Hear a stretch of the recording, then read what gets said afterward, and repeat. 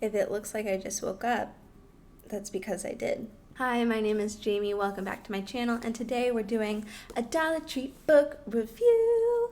And this is of Josie Griffin is Not a Vampire by Heather Swain. So when I picked this up in Dollar Tree, I could immediately tell it was like a YA teen paranormal, not even romance. There's not like a romance thing. It's just kind of like a paranormal teen book. And I almost put it down until I realized that it's set in Indianapolis. And little known fact about me, but I was born and raised in Indianapolis, so I was super excited to read this book and see if Indianapolis like played a big role in it or anything like that. Just a heads up, I'm going to be spoiling everything. This is going to be just a me talking about the entire story of the book kind of video. So before the events of this video, Josie was a straight A student, cheerleader, worked for Habitats for Humanity, and had a boyfriend named Kevin and a couple best friends that she absolutely adored. And then she found out that Kevin was cheating on her with her best friend, and she smashed his windshield in with a baseball bat. So the book starts out at Josie's court date where she's explaining that she's just a fairly decent person. She just got angry and made a mistake, right? And so she gets let off the hook, except she has to do some community service and go to anger management classes. Now we get this like idea that there's an old Josie, which is the cheerleader, the straight A student, the goody two shoes, who had a boyfriend and had her life together, and that Josie was hurt and betrayed. So now there's a new Josie who has a nose stud and grungy clothes, and she talks about how she doesn't care about the world anymore. She doesn't care about being a nice person, and she's trying to find this new balance between the old Josie and the new Josie. So her social worker assigns her to a community organization called Helping American Girls, and then also sends her to some random anger management counseling just because it was nearby, right? So Josie walks in and it seems like a regular group therapy. There's like four people and then the counselor, and they're talking about like breathing techniques and talking through their feelings and whatnot. And then Josie notices something different. So one guy talks about he left a public area to go transform in the woods. Another girl is talking about how a guy was like kind of attacking her, and so she turned him into a dog. And Josie's like, did she really think these are some crazy people? She's like hallucinating that she turned a man into a dog, right? There's a guy that's like talking about how he killed a horse, and she's like, what are you killed a horse? And he's like, at least it wasn't a human, right? They turn to her and they're like, why are you here? Like, what are you? And she's like, I'm just a girl who got angry and made a mistake. Like, I'm just here because I did one bad thing. And they're like, no, this is a safe place. You can tell us, like, what are you? And she freaks out for a little bit, but she's like, I'm kind of curious about how crazy these people are. So they invite her out to a restaurant, and that's where they reveal that they are paras, which are just paranormal teenagers. There's a whole paranormal society that lives along our society. They have their own governing laws. They have to play by a different set of rules so that humans don't figure out who the paranormal people are.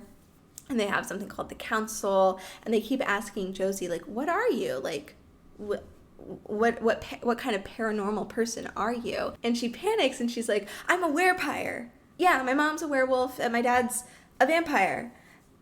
And they crossbred, and I don't have any powers or anything because I'm like a mule. You know how mules are infertile. She almost gets caught out because the actual vampire of the group is like, wait, vampires can't procreate. And she's like, I don't know, my dad had me, so talk to him about it or whatever. That kind of explains to the people why she doesn't know anything about the council or their society, is because her parents, realizing she didn't have any powers, didn't think it would apply to her, so they just kept it under wraps.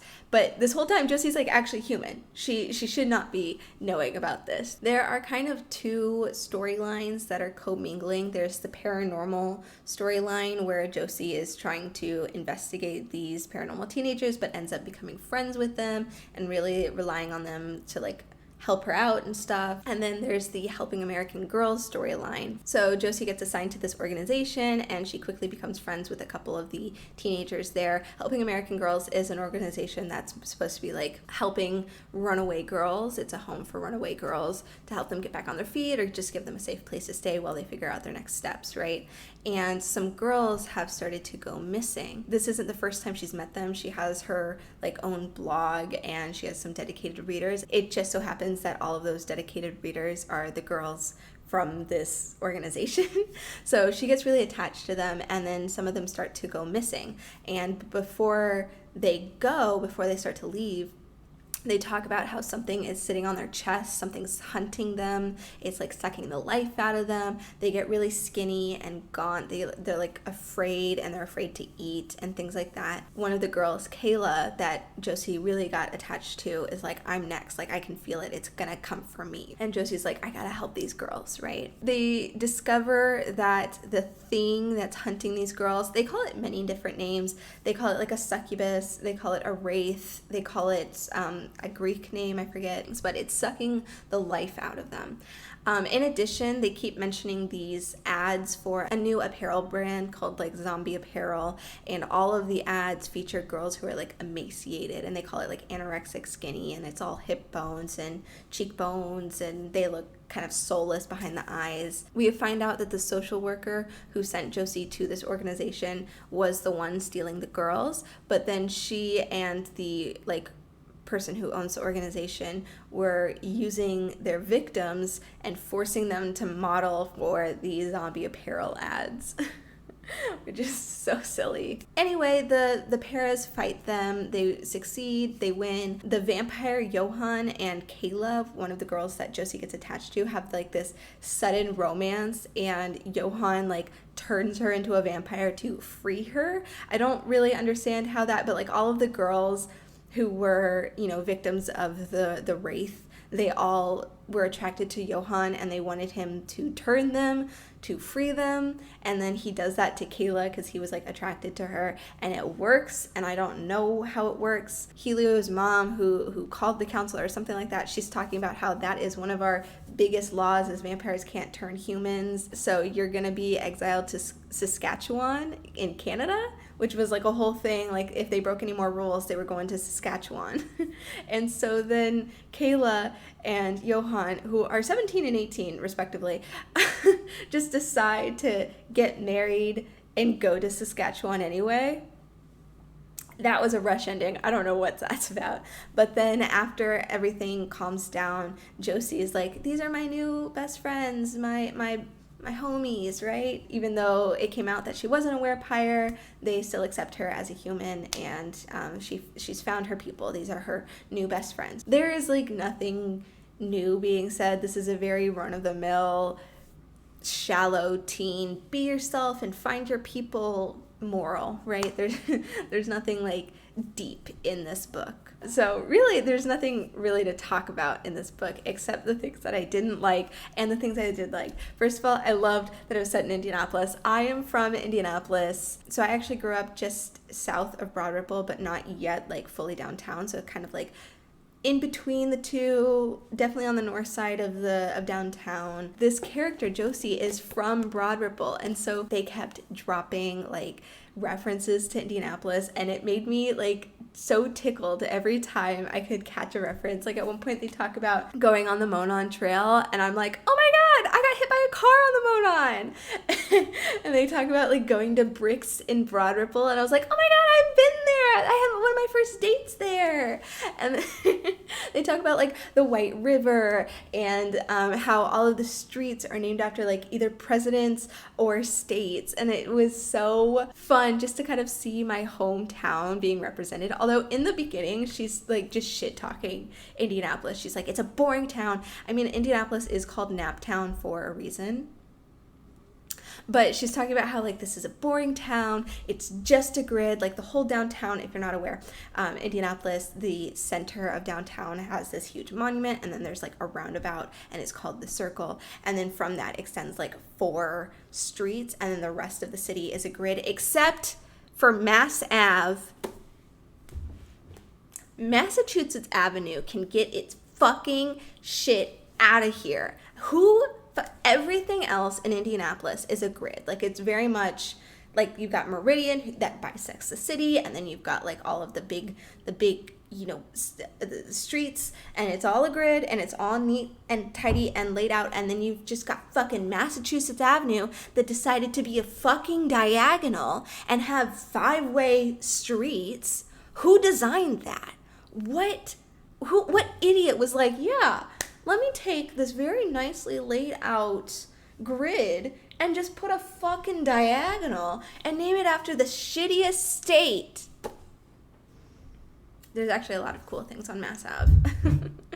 Mass Ave is like really interesting. It's got a lot of cute shops and stuff. And the only reason I have a vendetta against Mass Ave is because I used to do theater, and there was a theater group that I was kind of associated with that was located on Mass Ave, but I didn't have parents who could take me places, and so I had to take the bus, and then I had to navigate as a 14-year-old navigate how to do Mass Ave. And I'm just super directionally challenged, so I really like that it was set in Indianapolis. I feel like I've read other books that were set in Indianapolis and didn't get as excited. The Fault in Our Stars is set in Indy because John Green. Listen, I went to a school downtown that had a hand-painted portrait of John Green in the hallway. That's how indie I am. But, The Fault in Our Stars, famously set in Indianapolis. John Green currently lives there. And then I know there are other books, but I didn't get as excited. And maybe this is just because I've left Indianapolis. I've left Indiana in general. I'm no longer in that state right now. And I just kind of miss home, I guess. So it's just nice to see my hometown represented in a book. And it's not even like I want to go back to Indianapolis. I just kind of miss the memories I had there. I mean, they name drop certain high schools. Unfortunately, not my high school, which kind of sucks. But they name drop like North Central. They talk about Carmel, the South Side, things like that. And I'm sitting there like, I know those references. Now for some things that I didn't like. And that's kind of the whole book. I didn't really enjoy the story. It was a fun read, but I like my stories to be a little bit deeper. Obviously, this is meant for kids. This is, supposed to be a young adult book. So it's not supposed to entertain me. I did rate it like 3 stars just because I think another younger person, some 13, 14-year-old would enjoy this, but I don't think it is a good book. Something that was really annoying is that the young fairy girl, Taryn, she was like dyslexic, and so she kept flipping the first letters of words around, and so she'd be like, I'm sure he came to while digging through a pile of trash or treeing on a pea. Poor girl just walking down the street and you acting like a Pam Dig. So she's trying to talk about Josie's hometown, which is Broad Ripple, and she goes, Rod Bripple? Dodd Bripple? No, wait, tell me, I can get it, Broad Ripple. And like, that happens throughout the entire book, and she'll have like the whole sentence and then the last 2 words, she'll swap the first letters around. And like, that's not really what dyslexia does. It was really annoying every time it happened. I personally didn't like it. I get it. It's supposed to be a humor thing. I just didn't like it. A big chunk of this book is set in the South Side, which is referred to in the book as the Hood. Now, I'm from, like I said, northern Indianapolis, so I'm not really familiar with the South Side. I understand that it is definitely more run down than other parts of the city, and it is, literally on the other side of the tracks. There's like a very famous railroad in Indy. It felt a little bit weird when a very white woman was trying to emulate I don't want to say AAVE, because it wasn't even AAVE. It was just like hood talk, but like a white woman who's never been to the hood's definition of hood talk. Characters being like, hey baby, put your butt up against me. Like, that is just super awkward just for me to say. So to like read it over and over, I'm not in a place to say whether it's okay or not. Obviously it's okay for a white woman or a white person to write about people of color and to write about different neighborhoods, just maybe not when you're looking down on it, constantly referencing how bad it is. It just put a bad taste in my mouth. A little rude at the very least. It might not be like problematic, but it at least was a little rude to be like, yeah, that whole South Side's really bad. There was a lot of attempted rape in this. Well, a lot. I mean, there's like 2 scenes where a guy is harassing a young girl and the character is talking about how the guy like had her up against a wall, or how he was like really scaring her and it looked like he was gonna attack her. Obviously nothing actually explicit happens, but it feels weird to have such a lighthearted book and then talk about like sexual harassment just flippantly. One of the characters, Johann, he's the vampire character, he feels an immediate connection with Kayla, and for his entire interaction with Kayla, he is like on to her. He is like pounced. He is trying to touch her, trying to kiss her. He does the same thing with Josie, super trying to get her to like be with him and flirt with her, and it's felt creepy to me. And all of the other characters are like, dude, you're coming on way too strong. But then Kayla's into it and they get together at the end, so I guess it's okay, but it's also not okay. I don't like that kind of stuff, especially in children's books. I feel like it normalizes it for young girls, and then when men actually act like that around them, they're like, oh, this is okay because that one good character in my book did this, and I think that's wrong. But also, like, what am I to say? Who am I to say? I'm not a psychologist. I shouldn't talk about things I don't know about. It's such a lighthearted book. Like I said, it is not deep. It was not written to say anything. It was a fast, fun read. Like I said, I was tickled with all of the Indianapolis references, and there were some jokes here or there that I actually really like. But other than that, it's not interesting whatsoever. The world building for the paranormal teens is not well done. It just exists. There's not like enough time to sit with any of the characters for it to be a character-driven novel. It's not given enough time to like build up its own magic system or its own world. It is just like scene after scene after scene after scene. Not a very well done book. That in combination with the weird behavior of men, talked about so flippantly, like I said, and then also the weird, I don't want to say emulating AAVE because it really isn't. It is nowhere near AAVE, but it's definitely like a white woman trying to write tough characters from the hood. All in all, I give this a 3 out of 5 stars. I could have given it lower, but the references to Indiana just made me smile. Whoever wrote it was from the area or lived there for a long time. There were too many in-jokes and references. I think if this specific story was set anywhere other than Indianapolis, I would have given it like a 1.5 or a 2. Like, the story is really not that good. As a Hoosier, I kind of missed my hometown, so it made me feel homesick a little bit, and that is the only good thing about this novel, I guess. That's my review of Josie Griffin Is Not a Vampire. I guess the new trend is just being from Indiana, so if you're from Indiana, give this video a like or something. Like, comment, subscribe, do all that good stuff. That's a reference nobody else is gonna understand, but I made that TikTok like 3 or 4 years ago, and it went viral. Okay, bye! So, my older sister, her name is Jocelyn, but the family, like her family nickname is Josie, Jossie. Josie. And her middle name is Griffin, Josie Griffin. And she loves like paranormal romance and mythology and vampires. Josie Griffin is not a vampire. And obviously she was born and raised in Indianapolis.